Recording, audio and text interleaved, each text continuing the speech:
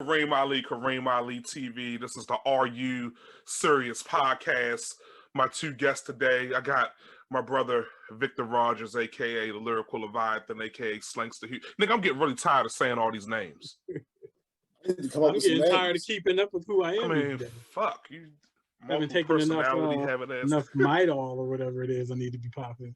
Vic is here on the show today, and also I got a good buddy of mine for college. You know what I'm saying? We used to call him Hustle Man. A good buddy of mine from college. We used to call him Hustle Man. I got my man Andre Wright, the self-proclaimed distinguished now. Hey, good buddy, self-proclaimed contrarian who just wants to be the opposite of whatever you say, even if you're right. Not on purpose. You just lack multiple viewpoints. Brother, I have We've had many arguments about many things. And you've been wrong like at least 67% of the time, especially when it comes to basketball, which is what we're going to talk about today. Look at you being a Kobe stan and changing the numbers to make it be a narrative. Some people say it's two sides of a coin, but there's also various kinds of currency. I like it. All right, well, Dre is wrong. So today we're going to be talking about. I haven't said anything yet. But I know that it's probably just going to be off. Right. It's going to be a little bit off, as you always will, because you just lack knowledge and perspective on most of these situations in which we speak about. We haven't even introduced the topic yet. Right? I know I can hear you, right? Nigga, listen, man. Okay, look.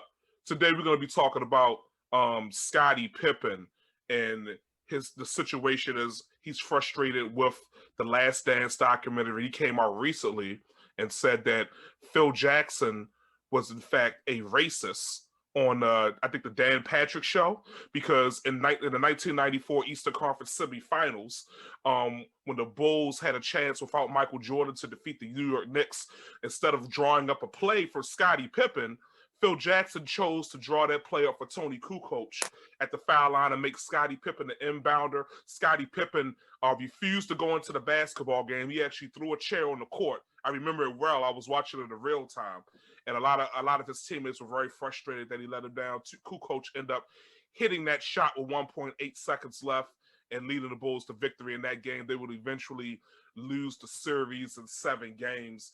Andre Wright. Is Scottie Pippen right or wrong in this situation? Is it possible that Phil Jackson could be a racist? I'm not going to say it's impossible. I'm going to say it's improbable. Phil made a lot of his money on the backs of a lot of black people, which doesn't necessarily mean anything. But to my knowledge, Pippen's the only person with these accusations. It's not like there's some undergoings or rumblings you've heard. You've never heard people say anything bad about Phil, let alone him being a racist. Slank, so what would you say about the situation? Do you remember this game? Absolutely. In our youth? Yeah, I do remember it. I was very young. So I just remember it happening. I didn't really know too much about the details so much later on in life, but what I will say from a background standpoint, before I render my verdict on Sir Pippen, if you will.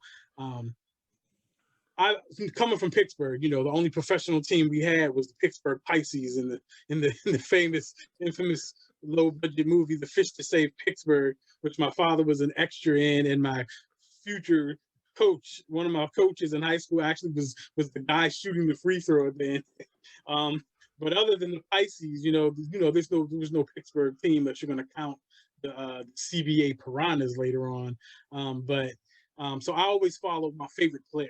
That's the team I always rooted for. And my first favorite player was Scottie Pippen, because everybody's favorite player was Michael Jordan. So I'm like, well, I like this Pippen guy.